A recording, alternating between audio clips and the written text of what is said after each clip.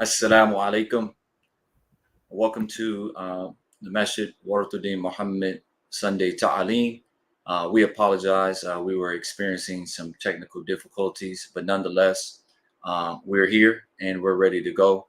Inshallah, this will be an abbreviated version of what we wanted to speak about. But nonetheless, we'll go ahead and get started. أعوذ بالله من الشيطان الرجيم بسم الله الرحمن الرحيم أشهد أن لا إله إلا الله وحده لا شريك له وأشهد أن محمد سيدنا محمد صلى الله عليه وسلم وعلى آله وصحبه أجمعين أما بعد. Dear believers, dear Muslims, we begin always with Allah's name, the merciful benefactor, the merciful redeemer. We bear witness that there is no God but Allah. He is one alone, no partners, no associates. And we bear witness that Muhammad sallallahu alaihi wasallam is his messenger, his servant, and his last prophet. And he is the seal of all prophets. So this ta'aleem today will be basically a review or a continuation of the Salatul Jummah that we did last week, not this Friday, but the previous Friday at Masjid WDM, and regarding those who exceed the bounds, and protecting our sacred life. And so we mentioned in that khutbah about how Allah has created Adam, alayhi salam, our first father, Adam, the first prophet, that he created him and his wife, Hawa, into the garden, into the Jannah. And he told them to to dwell in tranquility in the garden. He made the garden available to them.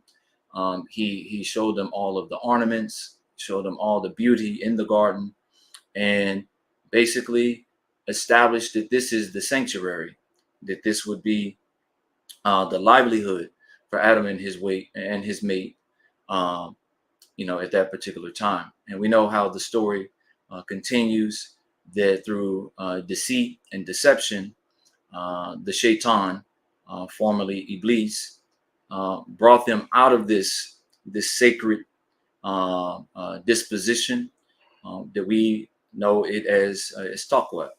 And because of them violating the order that Allah told them about not going near the tree, do not go near the tree, or you would run into harm or transgression. And we also talked about that disposition, that condition of sarafa, which means to exceed the bounds, to go against the nature, to perform transgression, to be a spendthrift, to be extravagant, to eat away to the potential. It means to consume excessively. All of these things is what the shaitan was inviting Adam and his mate Hawa to that condition.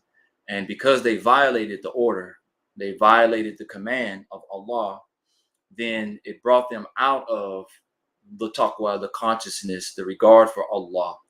And it opened up and invited them to a new lifestyle. And that's where we kind of want to begin. We gave some examples of the type of lifestyle that the shaitan will invite you to if you exceed the bounds. One, we talked about principles. One of the principles was looking at the lifestyle of the pig, and how the pig exceeds the bounds of cleanliness, of purity, of consumption, and how this internal desire to try to resolve or to remedy this internal thirst of constant consumption invites the pig to filth. And the pig will do anything to try to quench that thirst of consumption. And by continuously being involved in that type of environment, then it starts to look to the things around it. Even it would even put on mud or dirt or filth to try to resolve that feeling. And so we looked at that as a lifestyle that those who constantly exceed the bounds, that they began to adopt that type of a lifestyle. And then we talked about how the shaitan, once he has you in this particular web, that he has you in his grip, and he begins to invite you to things that are very destructive to your nature, and that includes intoxicants and gambling. We talked about that as well. And so these two tools of the shaitan, intoxicants and gambling, and in the Quran it describes it as khamr and maysir. Khamr meaning fermentation, also means to be overly excited, and it also means to lose consciousness.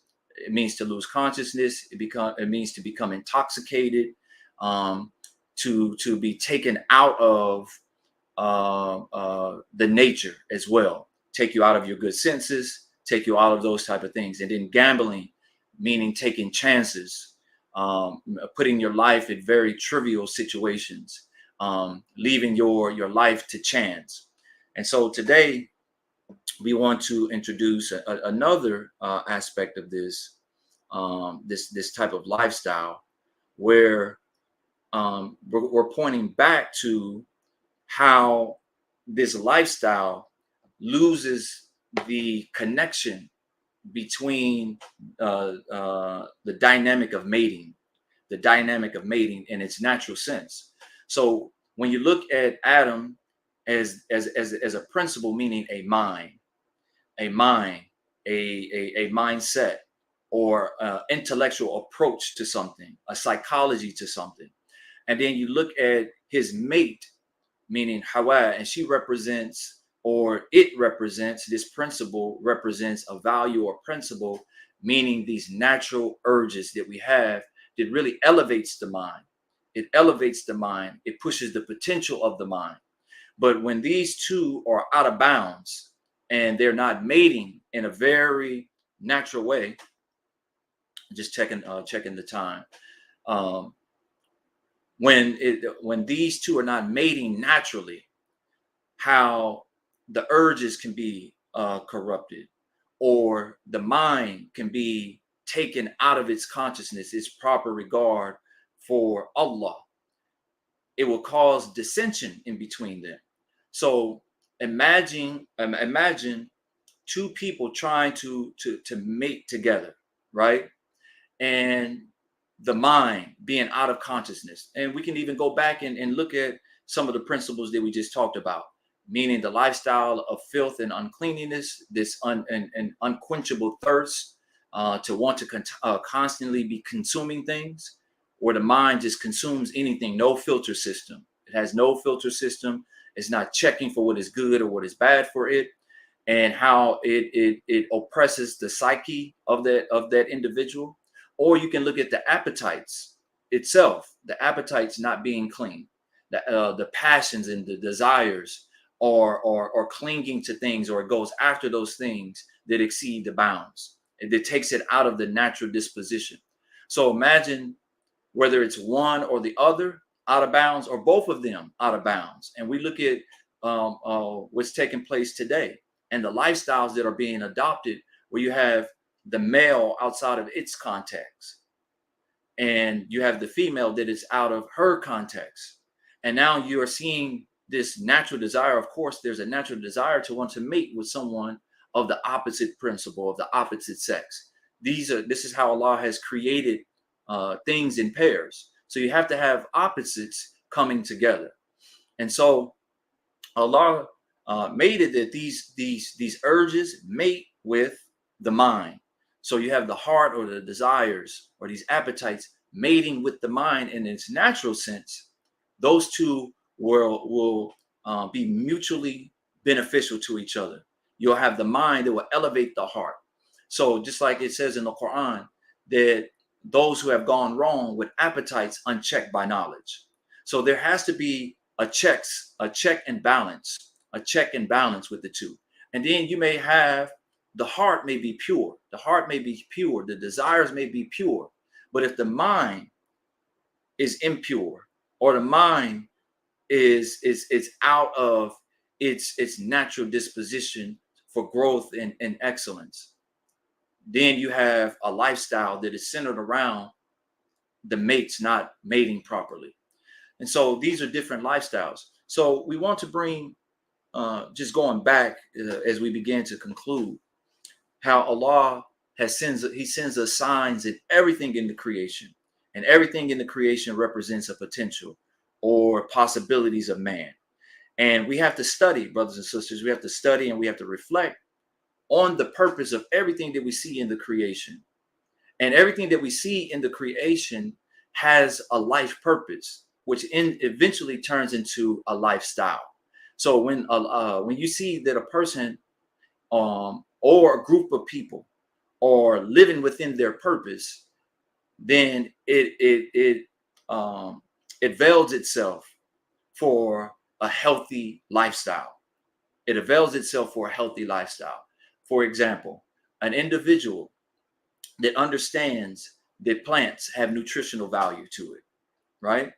And the closer that you get to its organic process, the more you consume on those things that are healthy for the body. Because we come from the earth, so those new vitamins and minerals and those things, they coalesce with the way that the body naturally aids itself, heals itself, keeps it in line, keeps it in balance, keeps it in homeostasis, right?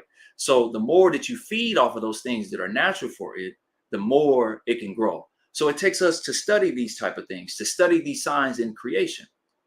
But if we're constantly bombarded with a lifestyle that takes us away from this natural approach. So Allah says that He created Adam and He taught him the names and the nature of everything and its purpose. And so this Adam nature, this inherent Adam nature that we have, it's built with a curiosity. And with it, it has these urges that increase the appetite to want to know more, to want to do more, to want to have more. And that's why we have the picture of the garden. The picture of the garden gives us a frame of mind. It gives us a mindset. It gives us a paradigm on how we should be and how we should orientate our life for growth and excellence, for progress. So when we reflect on everything that's in the creation, we begin to understand its potential. We begin to understand its purpose. So when we see all of the signs that Allah, we talked about the sign of the pig, for example. So once we understand that and we understand what its purpose is, we know what to do, we know how to approach it, and we know how to not approach it. This is going back to the order. Allah says, do not approach these type of things.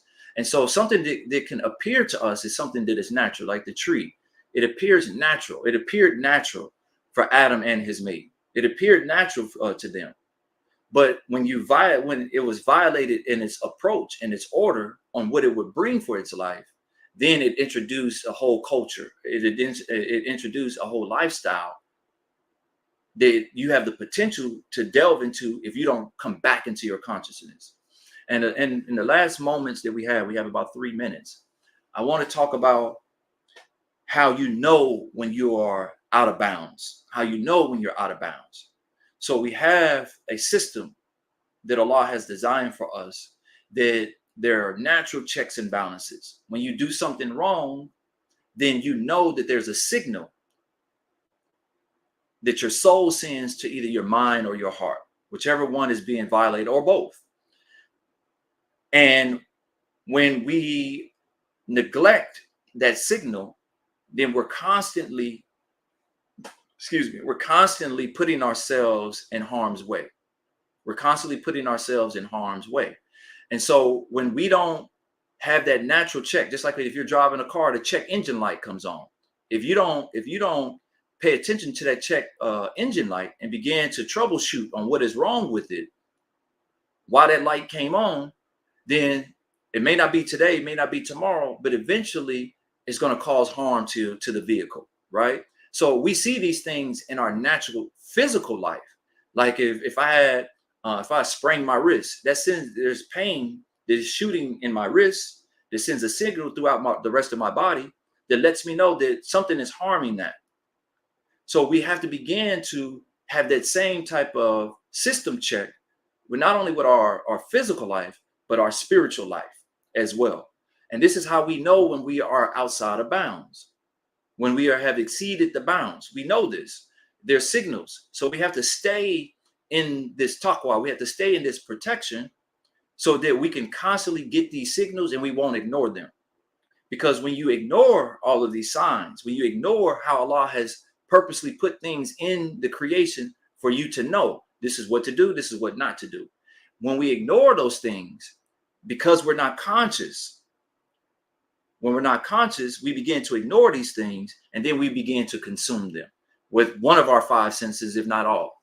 And then that in turn turns into a lifestyle. So in order for us to stay in bounds, brothers and sisters, because Allah also, and we don't have time, this is what we wanted to bring out if we had more time today, how Allah says he does not love those who exceed the bounds. It says, La yuhibbu. Allah does not love those who exceed the bounds. So this is very, very strong. This is very, very strong. Those who eat away at their wealth, who eat away at their potential. So we have to conclude because of the time constraint that we have today, brothers and sisters. But I hope what we have shared with you is a reminder for us of how we should, protect this sacred life that Allah has given us, and how we can put ourselves in a condition to thrive and to grow in the natural alignment that Allah wants us to have. And we can stay in bounds. We can stay in the game of life. We can stay in the game of life and stay close to that attachment that Allah has with us. So with that, we conclude. We thank you for your attention today for this Sunday Taleem. And again, we apologize for the technical difficulties causing us to have a short time today. But thank you very much. May Allah bless us, reward us, and bless us to stay in this excellent mode that he has created us in. ربنا آتنا في الدنيا حسنة وفي الآخرة حسنة وقنا عذاب النار. Our Lord, give us the good and most excellent in this life, the good and most excellent in the next life, and save us from the chastisement of the fire, led by our own desires. Ameen. Thank you very much. Assalamu alaikum.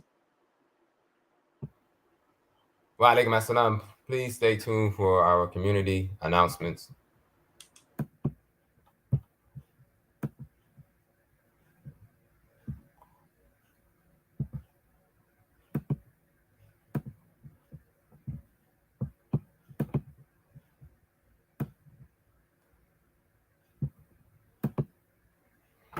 Community announcements. As always, we have our Jummah prayer at masjidwdm Muhammad at 1:30 p.m. Central Standard Time. It's live streamed on our Facebook and YouTube page, and it's also in person, so you can attend at our masjid located at 6641 Belford Street. First khutbah is 1:30. The only khutbah is at 1:30. Salat is at 2.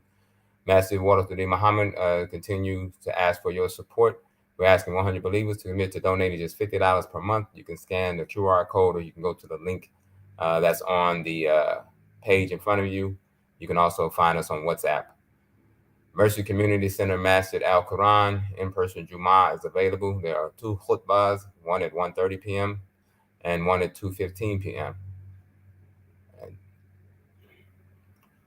Mercy Community Center Masjid Al Quran still has its Merciful 313 campaign, where you can snap the QR code or go to the URL in order to commit to donating just $30 per month on a recurring basis. Our Taleem public address every Sunday, 1:30 p.m. Central Standard Time. The first Sunday is Office of Imams. The second Sunday is the Pioneers. Third is the Youth and Young Adult. And the fourth is Al-Mizan, the Sisters. It's live streamed on our Facebook and YouTube page. There's a cat and donations are always needed. Ways that you can contribute are going to our website, Zelle, PayPal, and cashApp.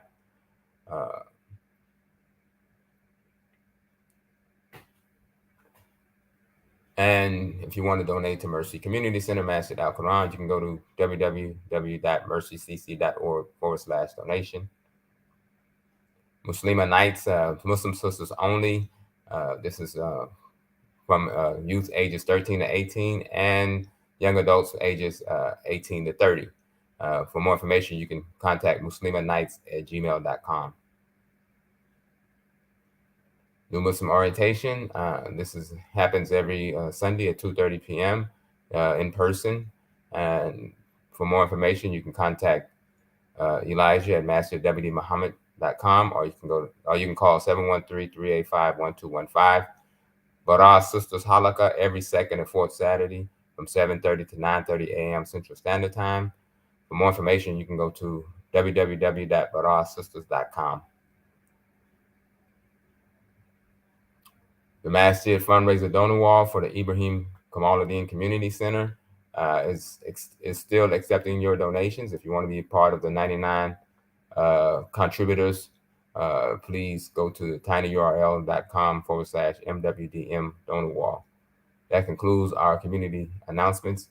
Assalamu alaikum wa rahmatullahi wa barakatuh.